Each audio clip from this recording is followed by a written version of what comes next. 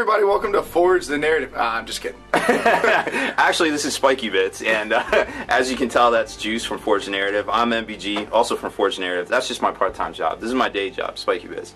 This is what buys the subs. Yeah, that's true. All the energy drinks right here. I have one right now. So this is, we're going to do a quick review of the new White Dwarf, issue 28. And if you haven't seen it already, well, we got Logan Grimnar, and here's Murder El Camino / Trike. Yep. The Storm Rider. Yes, indeed, the Storm Rider that we're not exactly so sure about yet, but I think it looks pretty cool. I mean, it's kind of fluffy and stuff.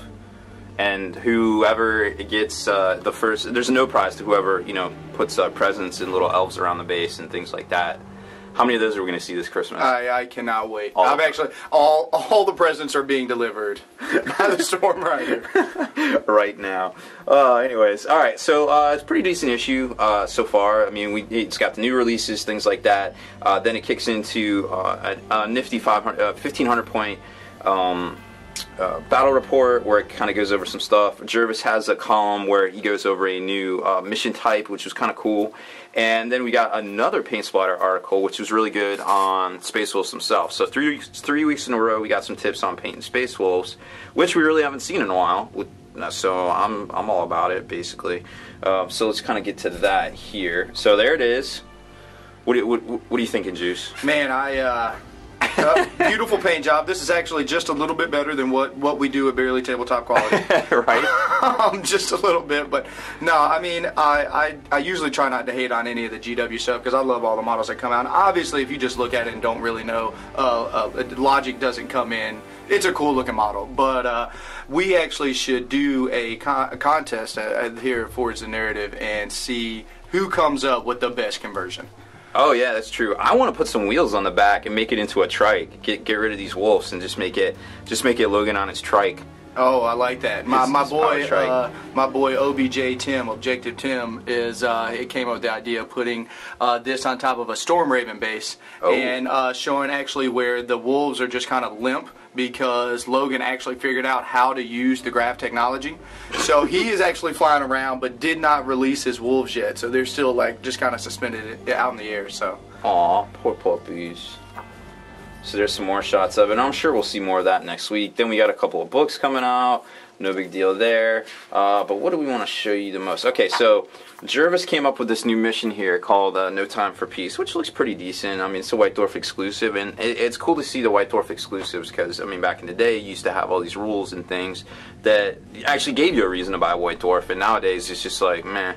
Kind of as far as that goes. Yeah, that's a great point. I actually haven't seen this White Dwarf yet, so as we're going through it, I'm actually checking it out itself, and I love ideas like this. Mm-hmm. This is what used to make White Dwarfs. Not some cool looking pictures that I can see in a little bit, but like these special things that you can only get, you know, out of this. So, and me as a long-time Blood Angels player, I could only get my Codex via White Dwarfs. Oh yeah, I remember that. So like I've got a special place in my heart for White Dwarfs. It helps you forge your own narrative, so to speak, right? And then here was the 1,500 point battle report. So it's 750 of Tau and Eldar. Hey, go figure. GW realized that Tau and Eldar go good together. Are pretty good. Against 1,500 points of Murder Chariot and Long Fangs and Drop Pods and things. Which I'm sure we'll definitely get to talking about the drop pods here in a hot minute when we go over the Codex. I'd just like to point out that the Murder Chariot has got some, in that picture there, I could see that there's a couple Thundercalf. GW also must have realized that they made Thundercalf a lot better. Spoiler alert. Huh. It's almost like they want to sell models, which is fine. Those are pretty cool models. And then we got some heavy metal stuff. Taking the Throne, talking about basically the. I like that picture of all those Titans. Yeah, it's very dope. This was a studio one. I don't recognize these right off the bat, but I remember this one was a studio one they painted. So that's just kind of talking about the Throne of Skulls tournament out in Warhammer World. Now, I guess that's pretty much the only actual Warhammer event sponsored tournament left. Yep. They don't even have Games Day anymore. You know, it's kind of sad. I mean, yeah, the Game of Thrones, I guess, and is that what it is, or the something like that? The name of their tournament that they do at the 40K Bazaar, the HQ, the headquarters, the center of the 40K universe. So there's that battle report there. Then they go into some designer notes. No big deal, really. Just super fluff.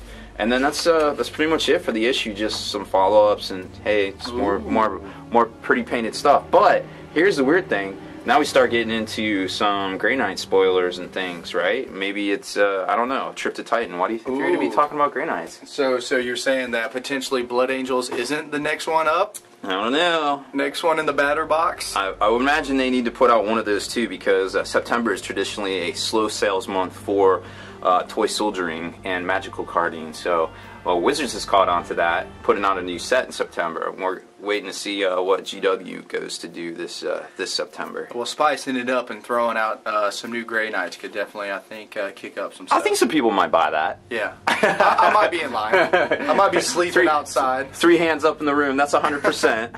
So that's it for this one, guys. Short and quick. Definitely go and pick this one up if you're into painting Space Wolves and following along with the fluff. But other than that, hopefully next week's issue will be a lot more juicier because, well, this one was all right. I like how you did that there. What, juicier? I didn't even think about that. We're here live with juice. Anyways, so that's it for this one, guys. Make sure you stay in the trenches, subscribe to this YouTube channel, and check out the blog, SpikeyBitsblog.com, and listen to our podcast, ForgeandNarrative.com.